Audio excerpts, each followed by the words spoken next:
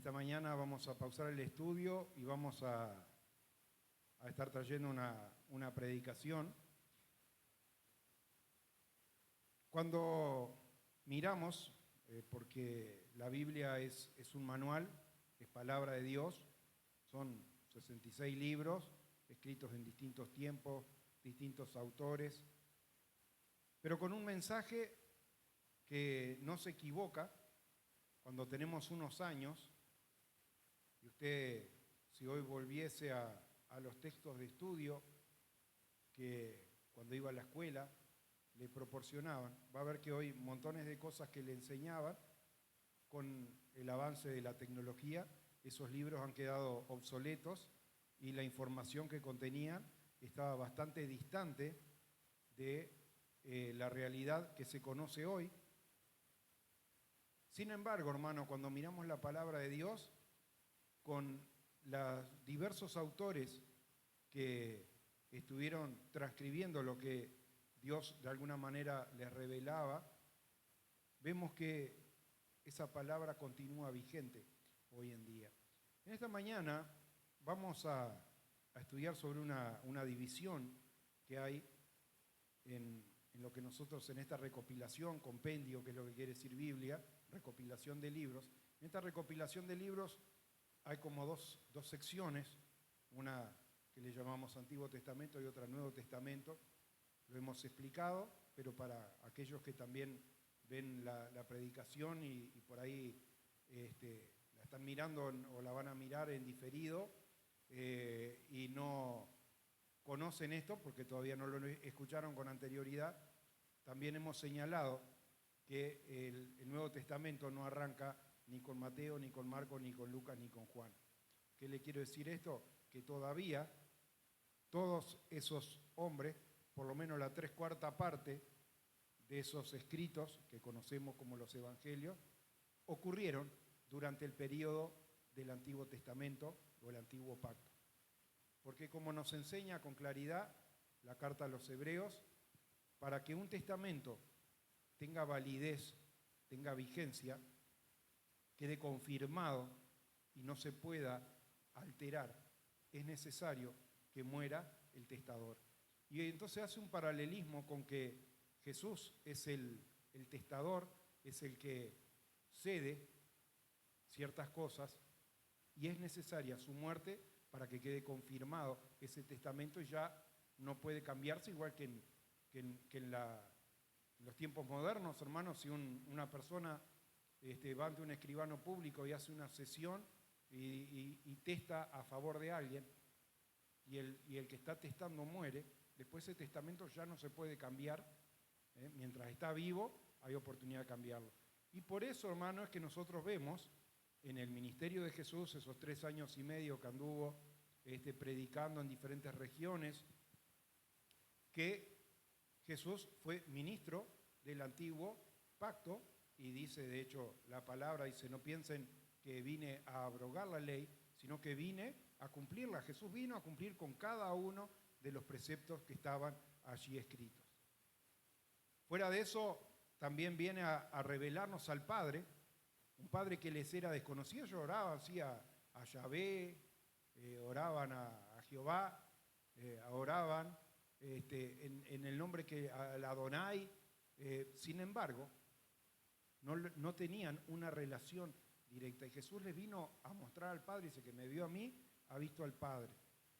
Y les enseña a los discípulos, cuando dice, enséñanos a orar. Jesús podía haberle dicho, bueno, para orar primero cierren los ojos, levanten las manos, pónganse de rodilla. Podía haber hecho una síntesis protocolar allí de cómo proceder para hacer la oración. Sin embargo, cuando Jesús enseña a orar en lo que se conoce habitualmente como el Padre Nuestro, lo más importante de todo, dice, cuando oren así diciendo, Padre Nuestro. Vino a manifestar a Dios como un Padre. Y si Él es Padre, ¿qué venimos a hacer nosotros? Venimos a ser hijos de Dios.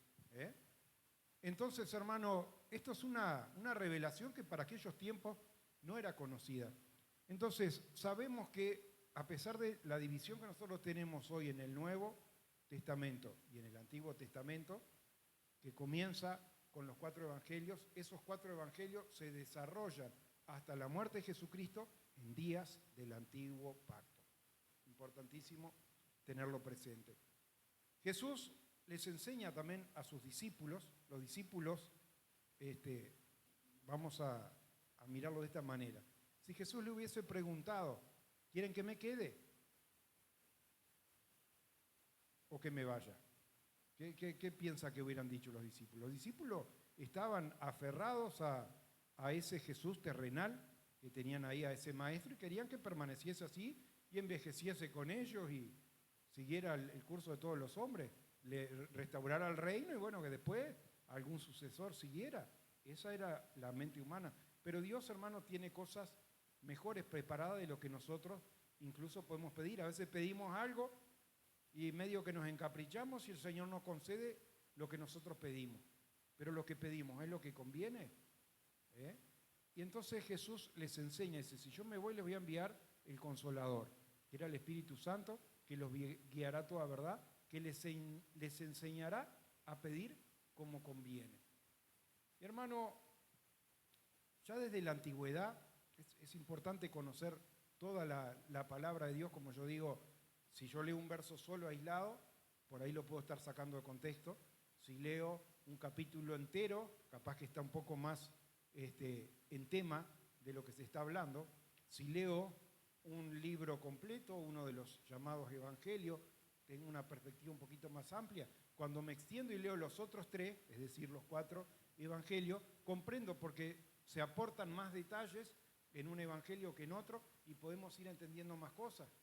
Pero también si hacemos más amplia la búsqueda y vemos todas las citas a las cuales se refiere los evangelios cuando dice para que se cumpliese lo dicho por el profeta, y vamos y estudiamos de la misma manera de nuevo el versículo al que hacen referencia, después el capítulo al que hacen referencia y después el libro que fue escrito, nosotros vemos que, como dice la palabra, toda la escritura es útil para instruir, para reprender, para enseñarnos, hermano.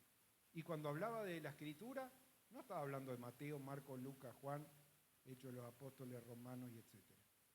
Estaba hablando de lo que se conocía hasta el momento. La escritura era lo que se conoce como el Antiguo Testamento hoy. Esa palabra es útil porque esa palabra, hermano, anticipa lo que Dios iba a hacer con su pueblo.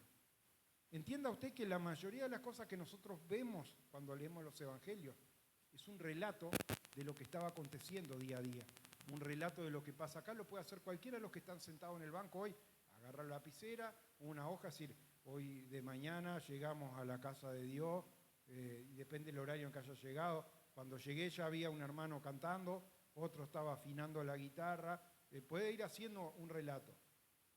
¿Qué es más fácil? El relato lo podemos hacer todos los que estamos acá sentados, con mayor detalle, más adornos en las palabras, mejores formadas las oraciones. Lo podemos hacer todo. Pero la profecía, hermano, que fue dada, y por eso hablo de los libros proféticos, no fue dada por voluntad de hombre, sino por voluntad de Dios. No es que a alguien se le ocurrió y dijo, yo voy a escribir acerca de las cosas que van a pasar en el futuro, porque nadie conoce las cosas que van a pasar en el futuro si el Espíritu de Dios, que es atemporal, que es eterno, que es el principio y el final. Cuando vemos el mensaje a las iglesias, Jesús se refiere a sí mismo, el que estuve muerto, estoy vivo, pero también se refiere como el alfa y la omega. Para nosotros, el A y la Z en el abecedario, lo primero y lo último. El Señor es eterno, está desde el principio, hermano, y para Él no tiene final de días. Hermano, es importante poder entender estas cosas para situarnos y saber de lo que nosotros estamos hablando, de lo que nosotros estamos estudiando. De hecho, de los 4 evangelios que hay, solamente 2 fueron discípulos de Jesús. ¿Sabía eso o no? Mateo, Marcos, Lucas, Juan. Para que se pueda acordar más fácil, el primero y el último, Mateo y Juan, fueron discípulos. Marcos y Lucas no. Lucas fue un discípulo, un médico amado, como le llama el apóstol Pablo, que iba allí recopilando como un historiador las cosas que habían pasado, fue y entrevistó al padre de Juan el Bautista, se interiorizó acerca de cómo el ángel se había revelado a su vida y todo lo demás, pero él iba atrás de la noticia, iba escribiendo lo que ya había pasado. Y luego se convierte y se acopla allí en Hechos de los Apóstoles a los viajes del apóstol Pablo y se convierte en un colaborador. Marcos, por su lado, yo estoy convencido, es el único evangelio que lo relata, que era aquel joven que estaba en el huerto y en la noche que Jesús fue entregado y huyó, dice, dejando la sábana cuando lo trataron de agarrar, ¿no? De que era el sobrino de Bernabé, por un montón de cosas que no vamos a entrar en detalle ahora, pero que si alguien tiene curiosidad dice, ¿por qué dijo eso? Yo se lo puedo confirmar en la palabra, de que su madre estaba reunida en Jerusalén cuando Pedro es suelto de la cárcel, que había sido encarcelado y de noche se le aparece un ángel y se le soltaron las cadenas, y etcétera, y fue y golpeó en la casa de Herodes. Esa era la hermana de Bernabé, el primero que salió en el viaje misionero con el apóstol Pablo, el primer viaje misionero, Bernabé. Y luego nos menciona a su sobrino, que no solo se llamaba Marcos, sino se llamaba Juan Marcos, ¿no? Y había dejado, en el medio del viaje, se volvió para atrás y los dejó a Pablo y a Bernabé, y después a raíz de eso, Bernabé quería llevarlo en el segundo viaje y a Pablo no le pareció bien, y por eso se separaron y Pablo arranca el segundo viaje misionero y el tercero acompañado de Silas.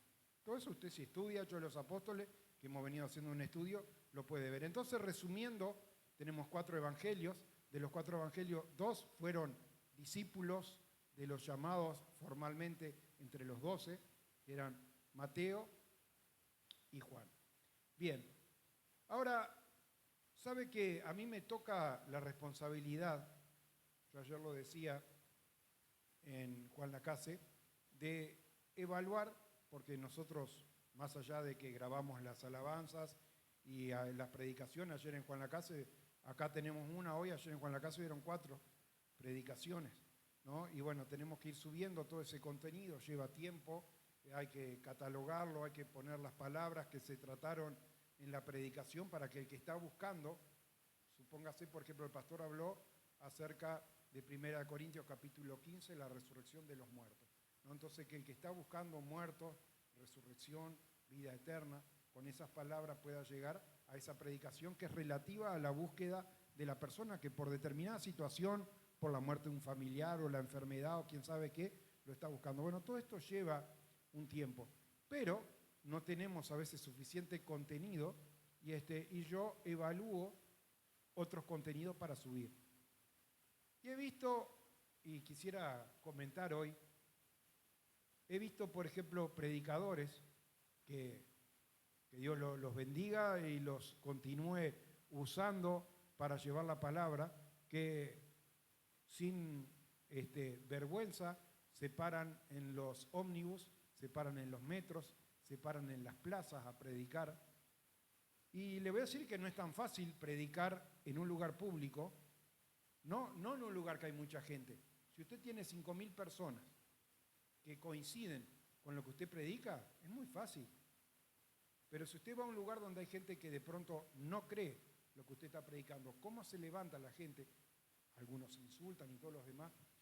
Y la mayoría de los predicadores, hay que tener un temple especial, ¿no?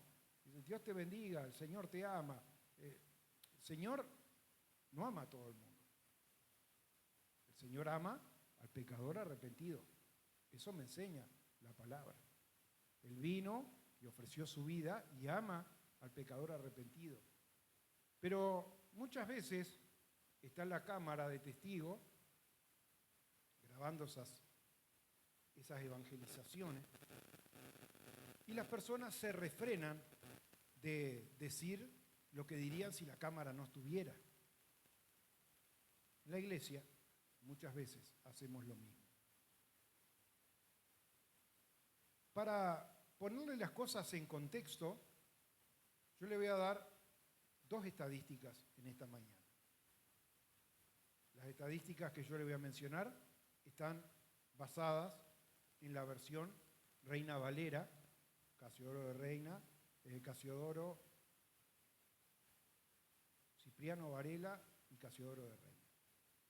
Reina Valera conocida habitualmente. Le digo porque si usted tiene una versión popular, por ahí le cambia el contexto de las palabras y tiene otra palabra que es equivalente pero que no es la misma. Bueno, en la versión Reina Valera, Jesús, que no tenía pelos en la lengua, como se dice habitualmente, habla sobre dos cosas que la palabra condena. Una es el adulterio y otra es la hipocresía. Ahora, ¿tiene usted idea? Porque cuando algo es importante, se repite más de una vez. Ayer el pastor David leyó una predicación y decía, si yo mismo o un ángel del cielo les predica un evangelio diferente, sea anatema, o sea maldito. Repito, si yo mismo, el apóstol Pablo reitera lo mismo que había escrito, lo vuelve a decir, dice que le quede claro, si alguien anuncia un evangelio diferente que el evangelio que está en la palabra, sea maldito, porque solo hay un evangelio, hermano, que nos puede salvar y son las buenas noticias en la eficiencia del sacrificio de Jesucristo que vino y ofrendó su vida sin merecimiento. Ahora,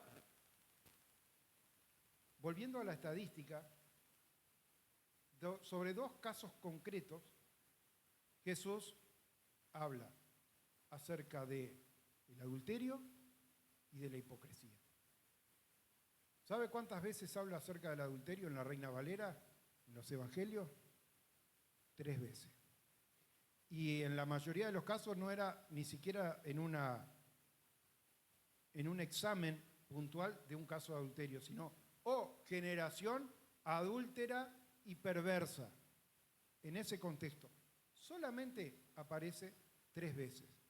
En otra ocasión aparece en el Sermón del Monte, dice, el que mira a una mujer para desearla en su corazón, ya adulteró, dice Jesús. Y el otro contexto es similar donde les habla acerca de generación adúltera. ¿Sabe cuántas veces habla acerca de la hipocresía? 17 veces. ¿Qué piensa usted, hermano, que era lo que más estaba afectando a aquel pueblo? Aquel pueblo era como si hubiera una reunión, porque más allá de formar partes de un grupo religioso, ser saduceo o ser fariseo, ser escriba o ser maestro de la ley, todo el pueblo de Israel era creyente. Usted no iba a encontrar uno que dijera yo no creo en Dios, porque tenían la historia de ese Dios que había llamado a su padre, que le había dado la tierra prometida, de que tenían un linaje al cual responder. Sin embargo, actuaban con hipocresía. ¿Qué quiere decir? ¿Qué es la hipocresía? Es representar algo que uno no es. Hacerse el buenito, el que habla suavecito, que yo no juzgo a nadie, y por atrás salir. Y yo ayer les traje, creo que un muy buen ejemplo. Le pregunté, nadie por supuesto me respondió a mi pregunta, pero mi pregunta fue, ¿qué opina usted sobre una señora que porque quedó embarazada estuvo 6 meses sin ir a la iglesia? Esa era la pregunta mía. Y claro, acá nos callamos la boca. Si alguien se anima a hablar, capaz que me dice, bueno, la palabra de Dios dice que no dejen de congregarse, como algunos tienen por costumbre, o le echa la culpa a la palabra de Dios, busca alguna cosa para que no sea su juicio. Pero usted, en lo personal, tiene su opinión. Y muy posiblemente, si está con alguien de confianza, después dice, para mí está mal, que no sé, para mí tendría que irse. No sé. Porque somos así, y Jesús conocía el corazón de las personas, y Jesús sabía lo que había en el corazón de ellos. Y por eso a estos religiosos le dijo, ustedes son hipócritas. ¿Por qué? Porque estaban prontos para juzgar a otro. ¿Por qué el caso que yo le menciono de una mujer que estaba embarazada y estuvo 6 meses sin ir a la iglesia? El caso es un caso bíblico. Y claro, al decírselo en términos más modernos y hablarle de ir a la iglesia y no a la sinagoga o al templo, se la dificulta un poquito más. El caso que yo trataba, y es lo que yo le voy a invitar que usted en su casa estudie, porque no quiero hacerlo demasiado prolongada la predicación, pero le voy a decir dónde usted tiene que estudiar esto, es en el Evangelio según San Lucas, capítulo 1. En el Evangelio de Lucas, capítulo 1, es diferente al resto de los evangelios, porque es un evangelio que arranca con el llamado y el anuncio, el advenimiento de Juan el Bautista. Es decir, comienza, hermano, 30 y pico de años antes de las historias que vemos. Jesús llama a los discípulos, Juan está bautizando. 30 y pico de años antes pasó algo en una reunión. Parecía un día normal. El tabernáculo estaba dividido, como lo enseña la carta a los hebreos. Estaban los atrios. El atrio era el patio exterior, que generalmente estaba, digámoslo hoy en términos modernos, cercado con barandas.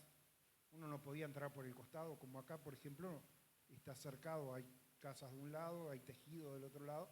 Usted solamente puede entrar por la puerta que está allá adelante. Y bueno, el atrio es el patio exterior, y la palabra de Dios ya le encargaba al pueblo, dice, entrad por sus atrios, dice el Salmo, con acción de gracia. Es decir, desde que usted pone el primer pie en la lomada que tiene para entrar acá, ya venga alabando a Dios. No espere a estar adentro, haber dejado la cartera, la mochila o lo que cada uno haya traído. Ya tiene que entrar con un espíritu de alabanza allí. Y después, el tabernáculo de reunión, había en el patio una fuente para lavarse, había un montón de cuestiones, había un altar de hierro, etc. Luego estaba el lugar santo y luego el lugar santísimo. Bueno, ¿cómo se determinaba quién iba a entrar? Se echaba suerte. Es decir, como si dijéramos, bueno, vamos a hacer 10 pajitas acá, cada uno saca una y la más corta o la más larga es el que le va a tocar. Eso es echar suerte. Hay distintas maneras de echar suerte, pero era una práctica que tenía el pueblo de Israel, al punto que en Hechos de los Apóstoles, cuando se decide reemplazar a Judas Iscariote, y se echaron suerte sobre 2 hermanos que eran los candidatos más convenientes según ellos entendieron.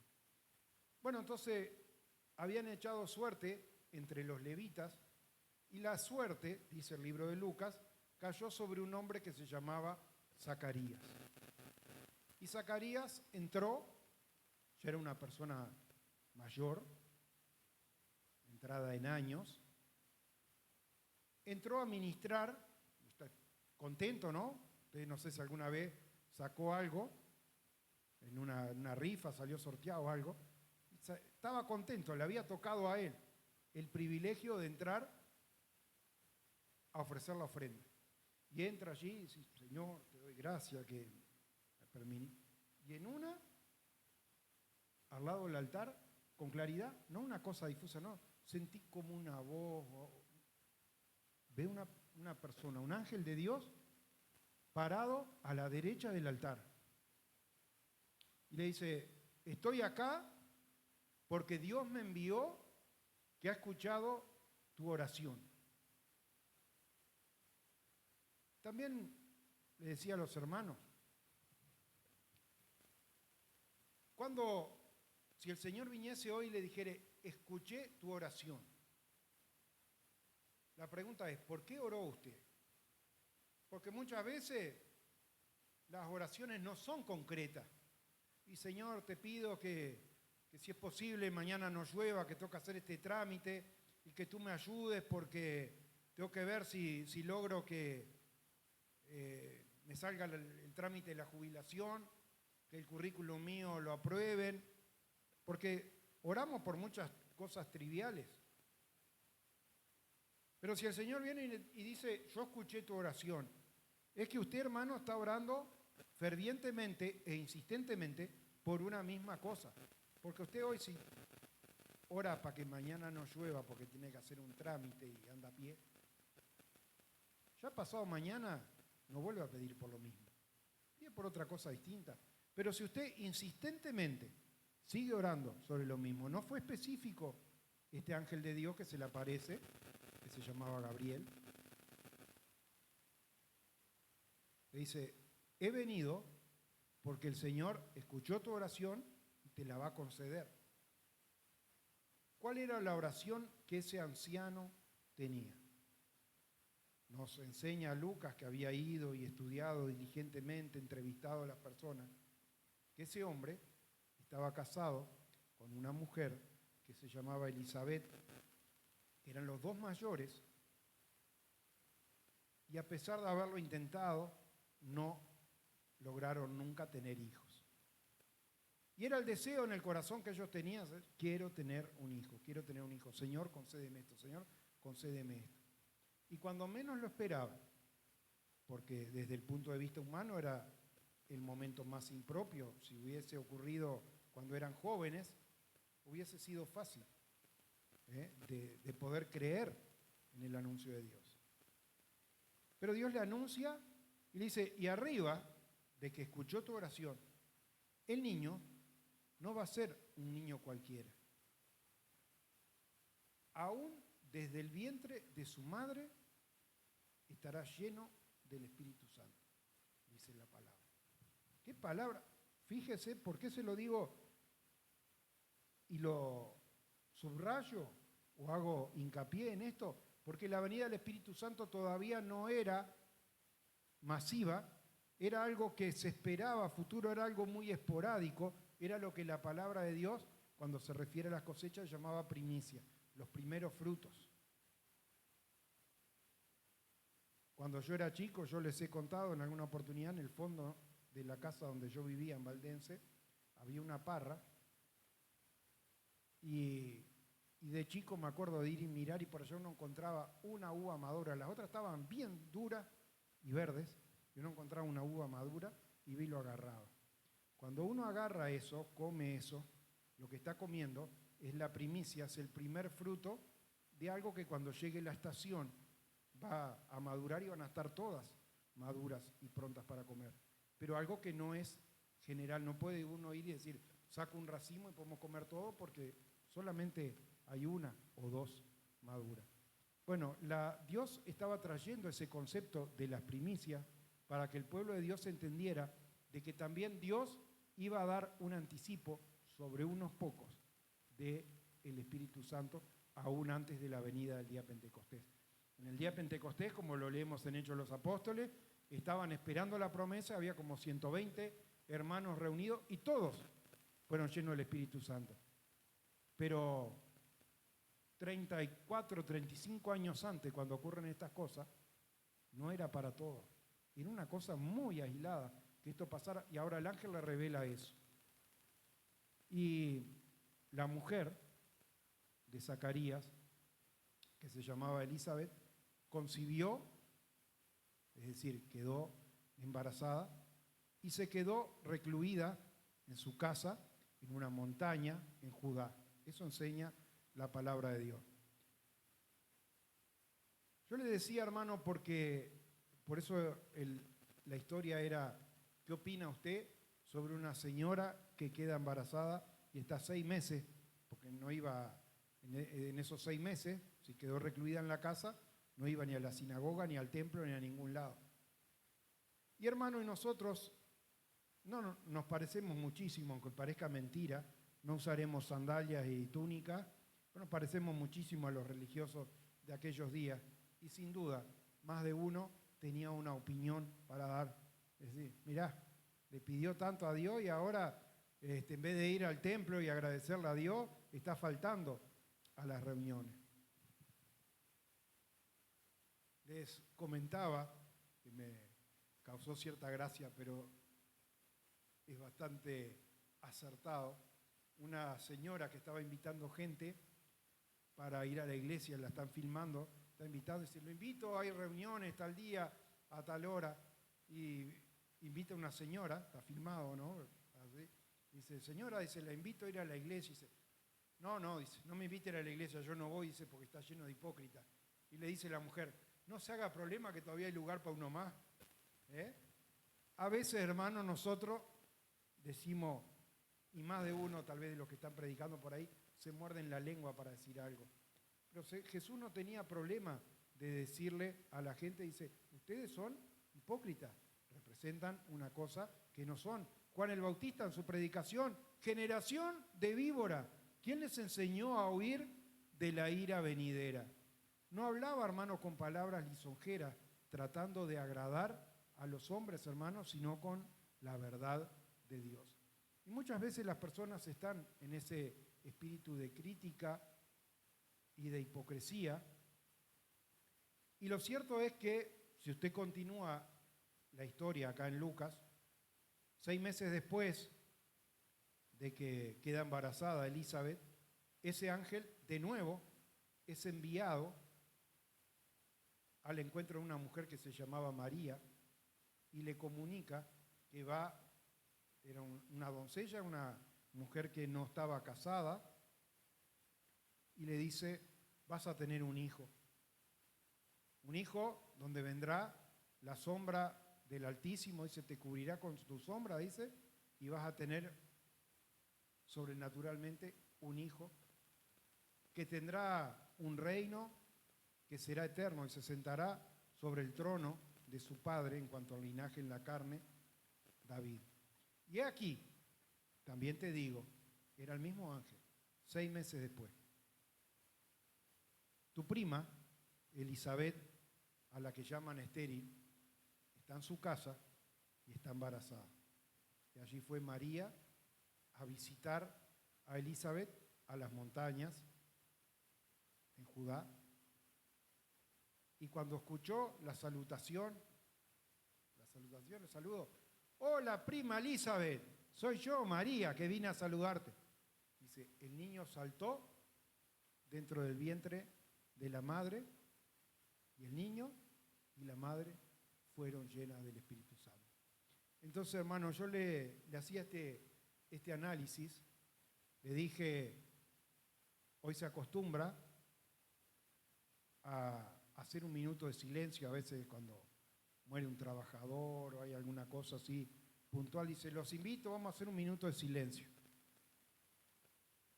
En ese minuto de silencio se entiende de que usted tiene que frenar la marcha y razonar sobre las cosas que han acontecido. Dios no había hecho un minuto de silencio, había hecho 400 años de silencio. Del último libro, no porque esté puesto en ese orden, sino porque se entiende, los historiadores coinciden de que el último libro que fue escrito en el Antiguo Testamento fue el libro de Malaquías, y habían pasado 400 años y no había palabra del Señor. Y el pueblo seguía allí medio como que esperando las promesas que se habían hecho de un libertador, de un Mesías, etcétera, etcétera, pero habían pasado 400 años, estaban viviendo en su tierra, pero dependientes de un imperio, que era el Imperio Romano, que estaba allí, y en medio de todo aquel desánimo, en medio de aquel, ¿se habrá olvidado Dios de nosotros? Dios envía a su ángel y le habla a Zacarías. ¿Y sabe qué? Zacarías ni siquiera le creyó al ángel. Dice, ¿y cómo sé que esto realmente va a pasar? Ahora, ya que dudaste, vas a quedarte mudo hasta que el niño nazca. Y si cuando el niño nazca, le llamarás Juan. Toda esa historia que yo le hice está en el capítulo 1 de Lucas. Pero lo llamaba a la reflexión, hermano, porque dentro de esa hipocresía que caracteriza a los creyentes y nos caracteriza a ustedes y a mí, y que el Señor quiere sacarla, quiere que la erradiquemos, hermano, quiere que dejemos de estar mirando y teniendo una opinión sobre la vida del otro. Desde el punto de vista humano, si nos preguntan, una semana antes me agarraba a mí en la calle, a ver, Pastor Daniel, ¿a usted qué le parece de una persona que quedó embarazada y hace 6 meses que no va a la iglesia? Le he dicho, qué mal que está, porque tiene que asistir, no dejar de congregarse. La palabra es verdad, dice que hay que asistir y dejar de congregarse. Pero como decía esta mujer que la habían invitado allí a congregarse, está lleno de hipócritas. ¿Qué es mejor? ¿Un lugar lleno de hipócritas o un lugar donde usted esté en la presencia de Dios?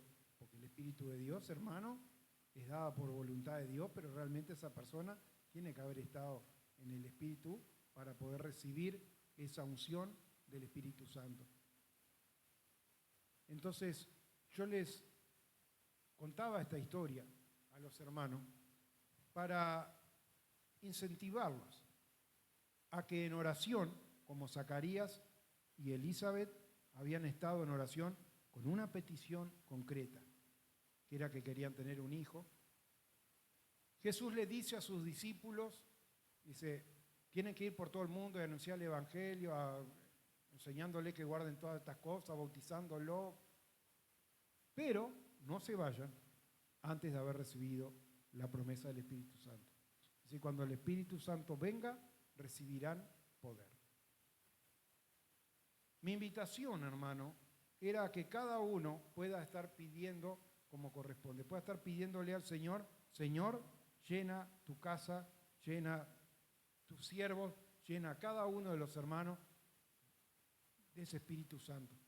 Porque mientras el Espíritu Santo no está presente, hermano, como hombre tenemos nuestro juicio, opinamos, evaluamos qué nos parece que es lo mejor, pero hermano, para los juicios de los hombres son totalmente inferiores a los juicios de Dios. Dice, como son, dice la Escritura, como son los cielos más altos que la tierra, así mis juicios son mayores que vuestros juicios y mis caminos son mejores que vuestros caminos. Para que sea el Señor, hermano, el que nos esté mostrando cuál es el camino. Para que sea el Señor, hermano, el que esté poniendo palabras en nuestras bocas para invitar a otros a que estén aquí en este lugar, hermano. Para poder, hermano, ser realmente obreros que estemos en un espíritu de agradecimiento, comunicando la buena noticia a otros. Si realmente hemos entendido esto, de que Dios envió a Jesucristo para reconciliarnos con el Padre sin tomarnos en cuenta nuestros pecados, sin tomarnos en cuenta nuestros errores. Si tendremos, hermano, que estar agradecidos entonces a lo que Dios ha hecho en nosotros. Así que esta historia que se la conté un poco parafraseada, pues podía haberle arrancado y leerle el Evangelio de Lucas, pero eso lo puede hacer usted en su casa. El análisis que yo quería hacerle es lo importante para que usted se ponga en su lugar y realmente se sincere y diga, sí, yo realmente hubiera dicho o pensaba que esto estaba mal, que lo otro estaba mal, y que el Señor, hermano, cambie nuestros corazones para poder tener un corazón conforme a la voluntad de Dios como tenía David. ¿Tenía errores? Tenía un montón de errores David, pero su corazón era conforme a la voluntad de Dios. Señor, danos un corazón dispuesto, danos un corazón conforme a tu voluntad. Que sea esa nuestra oración, que si el Señor hoy nos respondiera, decir, voy a responder tu oración, nuestra oración sea concreta, sea concisa y sepamos sobre qué cosas hemos pedido que el Señor esté respondiendo. Amén. Vamos entonces a ponernos de pie.